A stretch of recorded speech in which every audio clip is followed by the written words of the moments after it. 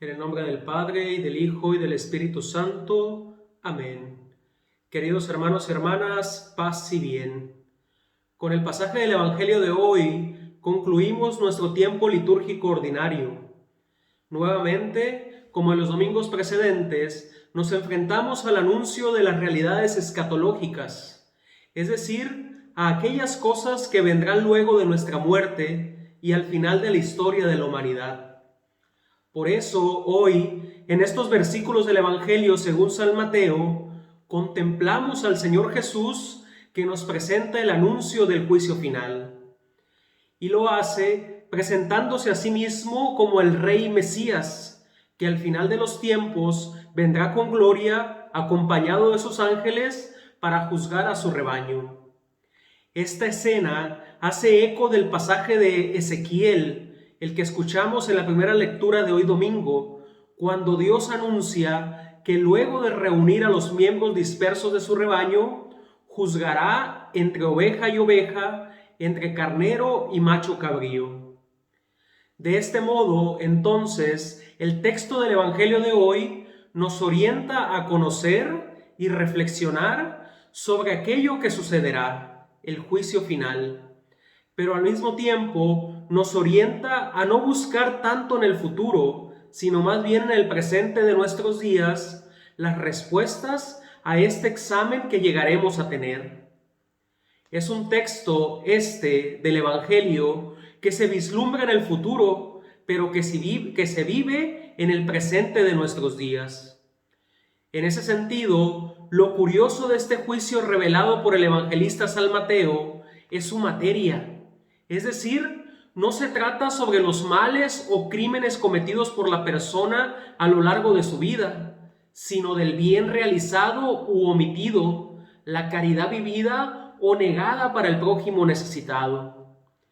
Por eso se presenta como un juicio sobre el amor, un amor a Cristo que se verifica en el amor al prójimo que sufre, especialmente en los más pequeños, es decir, aquellos que son despreciados u olvidados por la gran mayoría, a los que son descartados por la sociedad, a aquellos a los que normalmente les sacamos la vuelta para no entrar en sus realidades.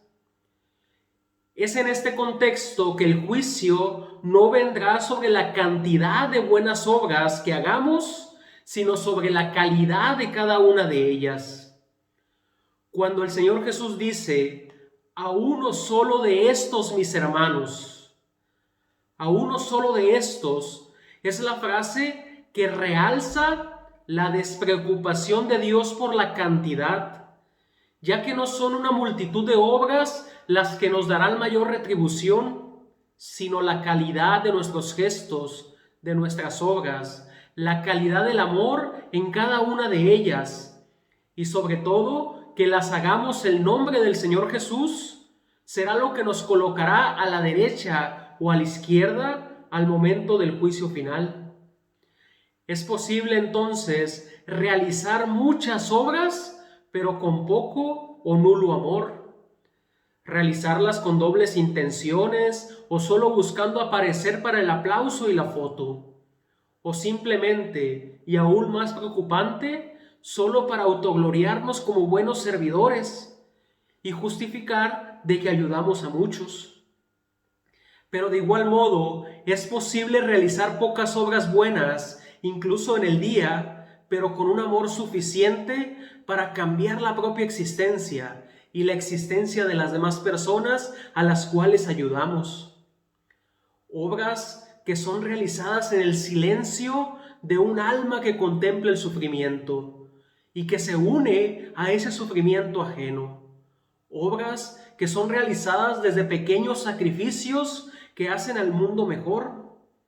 Obras que son llevadas a cabo sin ser anunciadas en ninguna red social, que no son conocidas por el ser humano, sino solo por Dios, que conoce y ve los corazones de cada uno de nosotros.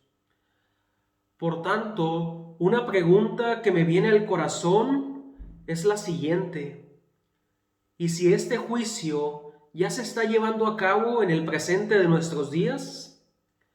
Es decir, que no sea tanto cuanto el pastor que nos pone a la derecha o a la izquierda, ciertamente algo que realizará en el futuro, sino en el presente son nuestras propias decisiones cotidianas que nos colocan de un lado o del otro.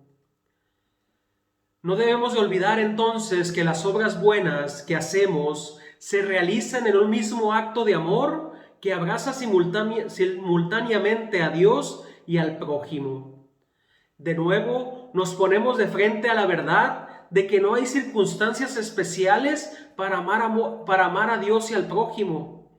Los dos modos de amar van unidos entre sí y son inseparables. Ciertamente es normal que nos inclinemos más a pensar que estamos amando a Dios en la oración y al escuchar su palabra, en ir a misa, mientras amamos más a nuestro prójimo en actividades ordinarias de la vida diaria, en un voluntariado o cuando hacemos alguna limosna u obra de caridad. Sin embargo, esta separación de amores es injustificada y sobre todo no se ajusta a la enseñanza del Señor Jesús, por la cual a Dios y al prójimo se le ama simultáneamente. Esto significa, por ejemplo, que también amamos a nuestro prójimo en un día de retiro, o cuando no hablamos con nadie, o cuando solo nos dedicamos a orar o a meditar en las Sagradas Escrituras. Y es que ante Dios es imposible hacer ningún gesto, por mucho que parezca solitario, sin que ello tenga una consecuencia inevitable en todo el cuerpo místico de Cristo, que es la Iglesia. Y esto tanto para bien como para mal. De ese modo también, al amar a mi prójimo, he amado simultáneamente también a Dios, en la medida que dicho amor pasa por Cristo mismo, que considera que lo que hacemos a una persona se le hace a sí mismo. Servir al hombre con indiferencia, entonces, es lo mismo que servir a Dios con indiferencia. Y bueno, ya para concluir esta reflexión, solo considerar otro punto importante en el pasaje del Evangelio de hoy, lo que podemos llamar la santa ingenuidad. En el diálogo que se desarrolla con el juez durante esta parábola surge la pregunta: Señor, ¿cuándo te vimos? ¿Cuándo te vimos hambriento? ¿Cuándo te vimos desnudo? ¿Cuándo te vimos necesitado? El justo, aquel que ha hecho el bien, se pregunta con inocencia en qué momento ha visto al Señor en sus obras. Y esto no significa que no haya hecho las obras en el nombre del Señor, sino más bien la pregunta va orientada en el sentido también de preguntarse: ¿qué recompensa merecemos si solo hicimos lo que teníamos que hacer? Es decir, quienes son considerados justos por Dios no pensaban de serlo. Ellos, por tanto, no reconocen que tengan mérito alguno que sea alabado por parte de Dios. No reconocen sus obras buenas derivadas de su propia justicia, sino más bien de la voluntad de Dios que se ha asumido en ellas. Es decir, el justo, la persona buena, no se gloría en sí mismo, más bien ignora su grandeza, ignora los frutos de sus obras. Y con humildad no se reconoce en grado de ser alabado por algo que ciertamente era su deseo y su compromiso realizarlo, pero que si es una obra buena, si es realmente buena, siempre pasa por las manos del Señor Jesús.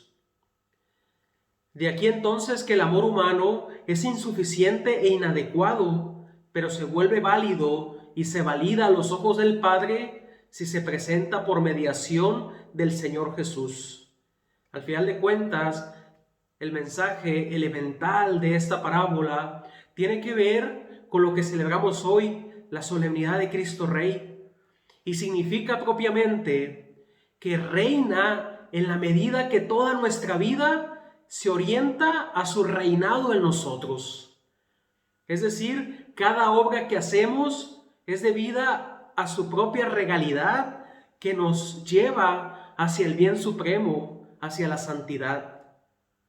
Mis hermanos y mis hermanas, que viva Cristo Rey, que reine en nosotros y que también sepamos discernir día a día las obras buenas que hemos de hacer, pero obras buenas que siempre pasan por las manos de nuestro Señor Jesús. Ya sea nuestra oración, ya sea nuestro retiro, nuestras meditaciones, ya sea nuestras obras de caridad o de limosna, todo lo que hagamos en el nombre del Señor Jesús. Y nuevamente, si les gustó el video, denle me gusta, compartan también el video y la página con sus seres queridos y esperemos llegar a los 1000 suscriptores. Digo, no soy un influencer, ni mucho menos, pero todo sea para gloria de Dios y santificación nuestra. Dios les bendiga, paz y bien.